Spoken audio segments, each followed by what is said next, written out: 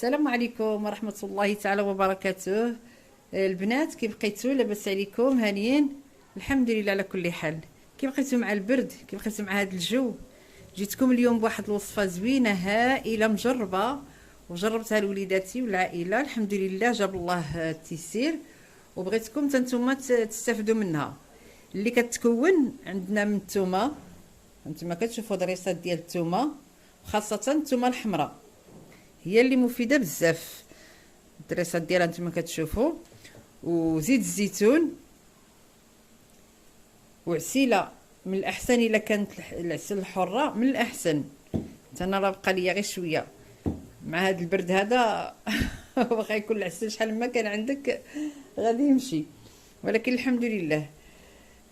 دابا غادي تجيو معايا باش نشوفوا الطريقه كيفاش غنديروا لها. وهاد الوصفه كنصح بها بزاف لهذوك الناس اللي عندهم ضيق في التنفس ولا الكحه، ولا كيديروا اللي تيكمي الكارو وتيكون تيكح ديك الكحه خايبه غزاله، كل يومين يديرها وان شاء الله غادي يجيب الله الشفاء. دابا تبعوا معايا المراحل وتشوفوا شنو غادي نديروا. عندنا هاد الدريسات ديال الثومه، غادي نديروا غير 4 ديال الدريسات، غنديرهم في الماء هانتوما ونخليهم يطيبوا ونرجع لعندكم.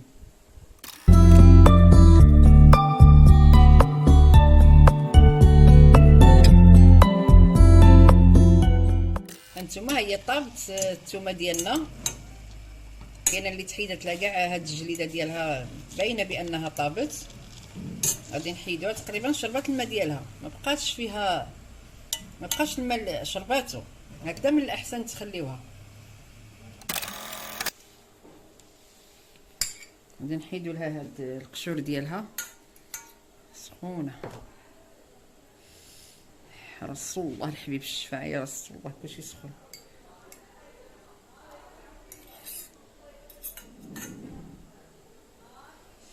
تولي بحال البوماده نيت ورطيطبه. هذه هي انتيبيوتيك البلديه اللي خلاو لنا جدودنا. معلقه ديال الزيت، زيت الزيتون. هانتوما درت بعد ما درت زويته غادي نمعسها بها، ها هكذا تمعس مزيان بفرشيطه. هذا داك الرويس ديالها الكحل حيدوه.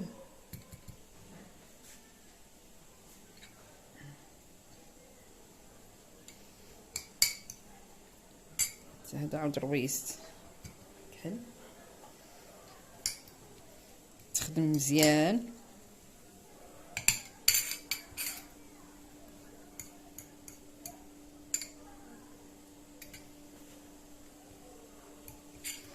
عاد نديرو معلقه ديال العسل، راكم عارفين دابا العسل جامد مع هذا البرد. نزيد نمعسها بما تطلق ليا العسل. انا تنقول لكم هائله، عطيوها للدراري الصغار، عطيوها للكبار، ما تخافوش منها. ديروا معلقه في فمكم، اللي قدر عليها ياكلها كلها من الاحسن، واللي ما قدش يقسمها على 4 ديال الفصيصات ديال الثومه وياكلهم وينعس باذن الله. ما غتبقى لا كحه لا داك التحرحيره ديال الصدر لا والو بجهد الله. والانسان الحمد لله على كل حال، كيف قال الله سبحانه وتعالى كل داء له دواء. غير الانسان ما ينعاش، خاصه هاد النزله هادي جات مجهده بزاف، تحاولوا ما تنعسولهاش، لان كل ما الانسان لقى ينوض ويدوش ويتحرك باش ما تشدش فيه. ضربت العسل على خاطرو بشويه ثقيل مع راسو ياكو.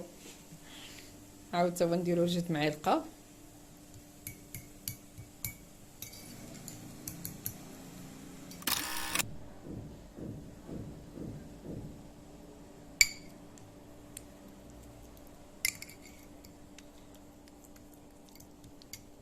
اونتي بيوتيك واعره. نعرف هكا من العسل. العسل كيتلف لها شويه ديك الحروريه ديال الثومه، وفي نفس الوقت حتى هو راه مفيد. تخلطيها مزيان، وبالشفاء ان شاء الله للجميع. وما تنسونيش راكم عارفين باش دائما نحاولوا نبحثوا ونجيبوا الجديد. شتي كي كتولي هائله. صافي عمري معلقه هكذا. بسم الله.